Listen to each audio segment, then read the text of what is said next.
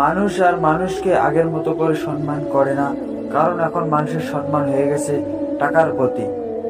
নেতাগেতার কিছু ছেলে আছে রাস্তায় করে বদমাশি, তারপরেও করে না শাসন, কারণ ওরা এখন দেশ বসতদারি। গরিবের কিছু ছেলে রাস্তাঘাটে বেড়ায় ফকিরের মতো হয়ে, কারণ তাদের টাকা পয়সা নাই বলে রাস্তাঘাটে সম্মান পায় না। এটাই চলছে বর্তমানকার দুনিয়ার মডেল। যে তাই বলতেছি, নেতাগেতার ছেলেদেরকে কিছুটা সামলে রাখো। গরিবের মাথা উঁচু করলে তাদেরকে কখনোই নামাতে পারবে না।